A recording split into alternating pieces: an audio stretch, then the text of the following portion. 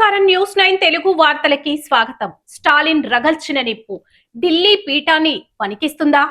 Delimitation సెగ దక్షిణాది గలం ఇప్పుడు నిప్పు కనమైంది.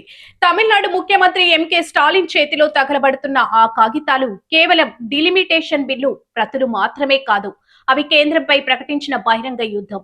ఈ మంటలు బీజేపీ అహంకారాన్ని బూడిద చేస్తాయి అంటూ స్టాలిన్ చేసిన వ్యాఖ్యలు ఇప్పుడు దేశ రాజకీయాల్లో చిచ్చు పెట్టాయి. అసలు స్టాలిన్ ఎందుకు అంతలా రగిలిపోతున్నారు? డీలిమిటేషన్ వెనుక ఉన్న అసలు భయం ఏంటి? వివాదానికి కారణం జనాభా నియంత్రణే శాపమా? மாநில அரசாங்கத்தின் உரிமையை பறிக்காது.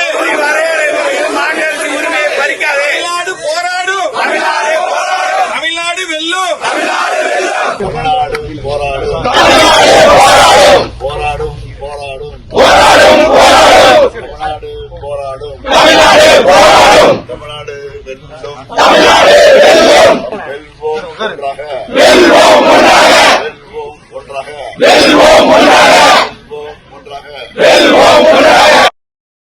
స్టాలిన్ వాదన చాలా స్పష్టంగా ఉంది.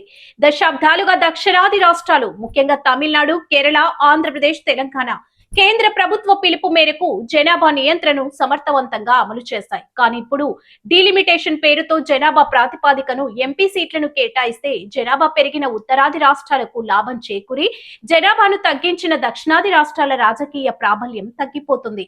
బాధ్యతగా ఉన్నందుకు మాకు దక్కే బహుమతి మా రాజకీయ హక్కులను కాల రాయడమేనా? ఇదే స్టాలిన్ సంధిస్తున్న ప్రశ్న. స్టాలిన్ చర్యను బీజేపీ తీవ్రంగా ఖండిస్తుంది. ఇది రాజ్యాంగ విరుద్ధమైన చర్య అని, ముఖ్యమంత్రి స్థాయిలో ఉండి ఇలాంటి విద్వేషపూరిత నిరసనలు చేయడం ప్రజాస్వామ్యానికి చేటని విమర్శిస్తుంది. కానీ స్టాలిన్ వెనక్కి తగ్గడం లేదు. ఆయన దీన్ని దక్షిణాది ఆత్మ గౌరవ పోరాటంగా వివరణిస్తున్నారు. బీజేపీ వాదన నియోజకవర్గాల పునర్విభజన అనేది రాజ్యాంగ ప్రక్రియ. దీన్ని అడ్డుకోవడం అంటే అభివృద్ధిని అడ్డుకోవడమే. స్టాలిన్ వాదన ఇది కేవలం సీట్ల సర్దుబాటు కాదు, దక్షిణాది రాష్ట్రాల గొంతు నొక్కే కుట్ర, హిందీ బెల్ట్ పట్టు పెంచుకోవడానికి కేంద్రం వేస్తున్న ఎత్తుగడ.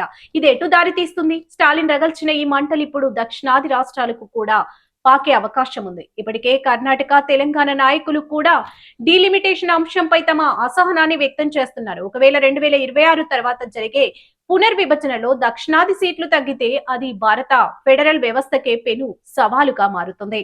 స్టాలిన్ చేసిన ఈ సాహసోపేతమైన నిరసన కేవలం తమిళనాడుకే పరిమితం కాదు, ఇది కేంద్ర సంబంధాల మధ్య ఉన్న అగాధాన్ని ఎత్తి చూపుతుంది. కాగితాలు తగలబెట్టడం ద్వారా ఆయన పంపిన సందేశం ఒకటే: మా హక్కుల విషయంలో రాజీ పడే ప్రసక్తి లేదు. మరి కేంద్రం ఈ మంటలను చల్లారుస్తుందా, లేక ఈ వివాదం దేశాన్ని రెండుగా విభజిస్తుందా? వేచి చూడాలి. మరిన్ని తాజా వార్తల కోసం చూస్తూనే ఉండండి న్యూస్ 9 టీవీ తెలుగు. జై హింద్.